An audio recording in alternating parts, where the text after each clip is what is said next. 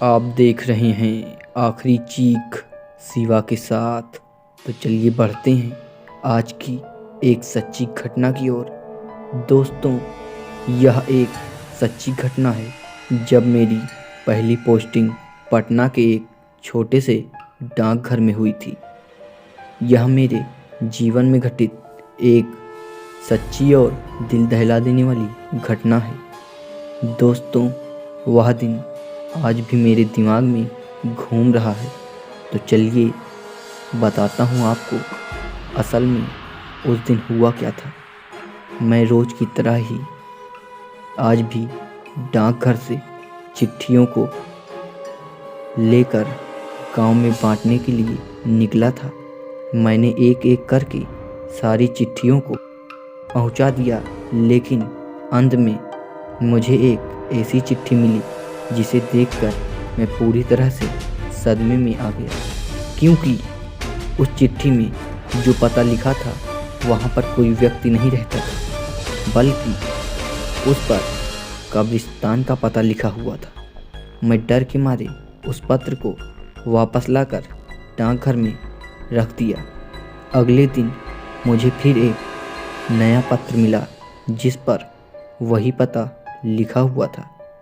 अब मैं पूरी तरह से सोच में पड़ गया कि आखिर कौन है जो कब्रिस्तान में पत्र भेजता है। उस दिन भी मैंने पत्र को उस जगह पर नहीं पहुंचाया। मैंने अपने घर जाकर रात भर यही सोचा कि वह पत्र किसका हो सकता है। अगली सुबह फिर से मुझे वही पत्र मिला। मैं अचंभों में था कि कोई कब्रिस्तान के लिए पत्र क्यों लिखेगा। मैंने सारे पत्रों को डाकघर में रख दिया और शाम के समय घर जा रहा था कि मेरी साइकिल का चैन कब्रिस्तान के गेट के सामने उतर जाता है। रात के करीब 8 बज रहे थे।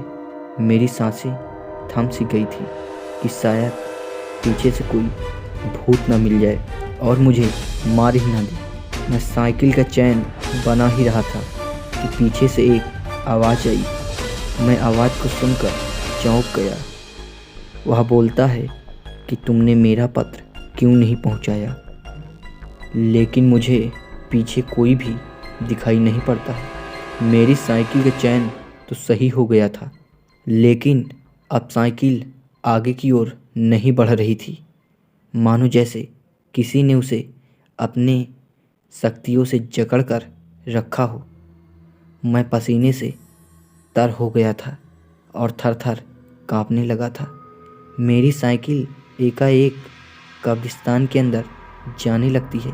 मैं देखता हूँ कि कब्रिस्तान के अंदर 2-3 लोग आपस में बातें कर रहे होते हैं कि मेरा पत्र अभी तक नहीं आया, शायद डाकिए को ना मिला हो।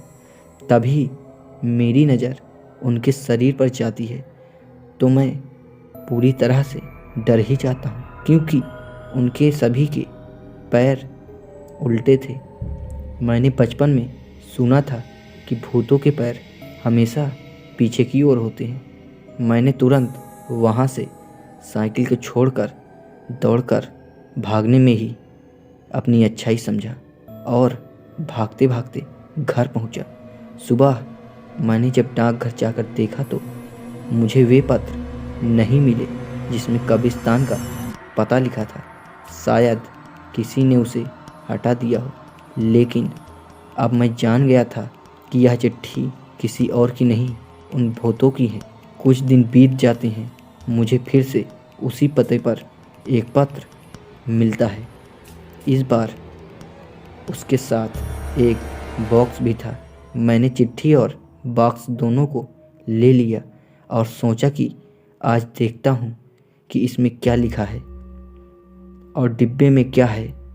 मैं रास्ते में झाड़ियों के पास रुककर चिट्ठी को खोलता हूँ तो उस चिट्ठी में लिखा होता है कि डिब्बे को मत खोलना, डिब्बा सिर्फ वो खोलेगा। उसके आगे कुछ भी नहीं लिखा होता है। मैं कब्रिस्तान के पास जाकर डिब्बे को खोलता हूँ तो मुझे डिब्बे के अंदर से एक हाथ निकलता है और फिर धीरे धीरे करके उसमें से 3-4 हाथ निकल आते हैं जो कि खून से सने हुए होते हैं और वे अचानक से मेरे चेहरे पर हमला कर देते हैं। उन पंजों के निशान आज भी मेरे चेहरे पर दिखाई पड़ते हैं। मेरे हाथों से वह डिब्बा छूटकर ज़मीन पर गिर जाता है और मैं वहाँ से भागने के लिए जैसे पीछे मुड़ा था कि अचानक मेरे पाँव को किसी ने जकड़ लिया हो। थोड़ी ही देर में मैं हवा में उड़कर एक कब्रिस्तान के गड्ढे में गिर जाता हूँ और बेहोश हो जाता हूँ। सुबह जब मेरी आँख खुलती है तो मैं अपने आप को घर के कमरे में पाता हूँ, लेकिन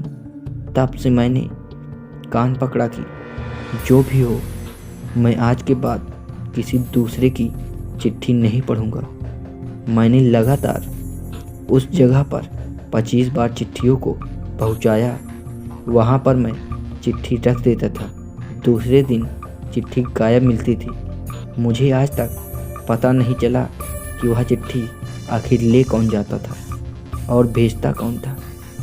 आज मेरी उम्र लगभग 70 साल के करीब हो गई है, लेकिन मेरे जीवन में घटित यह घटना आज भी मुझे झकझोर देती है।